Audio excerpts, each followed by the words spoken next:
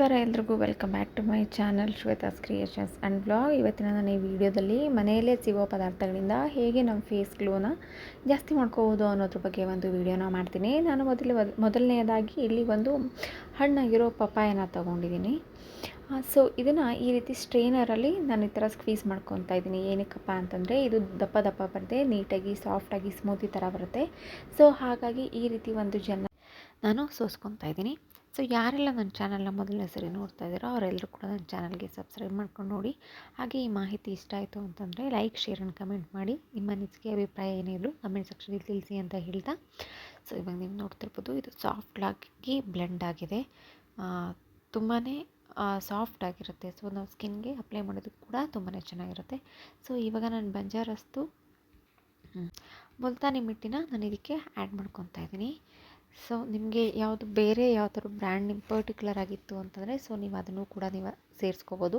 ನಾನು ರೆಗ್ಯುಲರಾಗಿ ಬಂಜಾರಸ್ನೇ ಯೂಸ್ ಮಾಡ್ತೀನಿ. ಹೇರ್ ಕೇರ್ಗಾಗಿರ್ಬೋದು, ಹಾಗೆ ಫೇಸ್ಗಾಗಿರ್ಬೋದು. ನಾನು ಆದಷ್ಟು ಬಂಜಾರಸ್ನೇ ಯೂಸ್ ಮಾಡೋದು, ಏಕೆಂದರೆ ಇದು ನನಗೆ ತುಂಬ ಚೆನ್ನಾಗಿ ಅಡ್ಜಸ್ಟ್ ಆಗಿದೆ.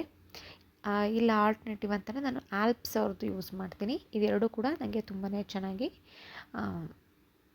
ಬೆನಿಫಿಟ್ ಅಂತ ಅನಿಸುತ್ತೆ. ಸೊ ಹಾಗಾಗಿ ಮತ್ತು ಇದಕ್ಕೆ ನಾನು ಸ್ವಲ್ಪ ರೋಸ್ ವಾಟರ್ನ ಮಿಕ್ಸ್ ಮಾಡ್ಕೊತಾ ಇದ್ದೀನಿ.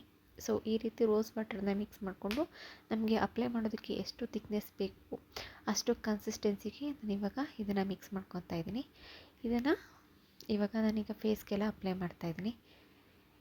ಸೊ ಈ ರೀತಿ ಅಪ್ಲೈ ಮಾಡೋದ್ರಿಂದ ನಮಗೆ ಪಾರ್ಲರ್ಗೆ ಹೋಗಿ ಸಾವಿರಾರು ರೂಪಾಯಿ ಖರ್ಚು ಮಾಡೋ ಅವಶ್ಯಕತೆ ಇರೋದಿಲ್ಲ. ನಾವು ಮನೆಯಲ್ಲೇ ಸಿಗೋ ಪದಾರ್ಥಗಳಿಂದ ನಾವು ಸ್ಕಿನ್ ಟ್ಯಾನ್ ಆಗಿರ್ಬೋದು, ಇಲ್ಲ ರಿಂಕಲ್ಸ್, ಇಲ್ಲ ಸಣ್ಣ ಸಣ್ಣ ಗುಳ್ಳೆಗಳೇನಿರುತ್ತೆ ಅದನ್ನೆಲ್ಲ ಕೂಡ ರಿಮೂವ್ ಮಾಡ್ಕೋಬೋದು.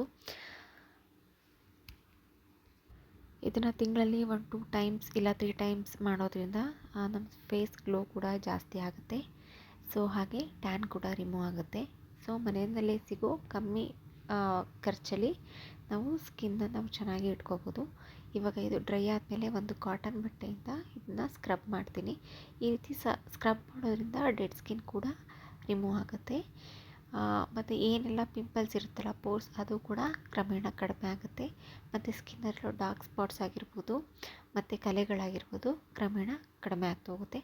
ಸೊ ಈ ರೆಮಿಡಿನ ನೀವು ಕೂಡ ಒಂದ್ಸರಿ ಮನೆಯಲ್ಲಿ ಟ್ರೈ ಮಾಡಿ ಹೇಗಿತ್ತು ಅಂತ ತಿಳಿಸಿ. ತುಂಬಾ ಎಫೆಕ್ಟಿವ್ ಆಗಿರುತ್ತೆ ಅಂತ ಹೇಳ್ತಾ ಇವತ್ತಿಗೆ ಈ ವಿಡಿಯೋನ ಮುಗಿಸ್ತಾ ಇದ್ದೀನಿ. ಯಾರಿಗೆಲ್ಲ ಈ ವಿಡಿಯೋ ಇಷ್ಟ ಆಯಿತು ಲೈಕ್ ಮಾಡಿ, ಶೇರ್ ಮಾಡಿ, ಕಮೆಂಟ್ ಮಾಡಿ. ಮತ್ತು ಮುಂದಿನ ವಿಡಿಯೋದಲ್ಲಿ ಹೊಸ ಕಂಟೆಂಟ್ ಜೊತೆ, ಹೊಸ ವಿಷಯದ ಜೊತೆ ನಿಮಗೆ ಸಿಗ್ತೀನಿ.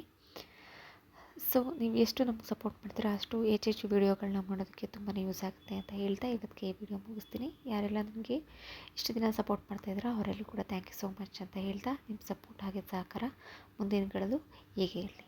Thank you all.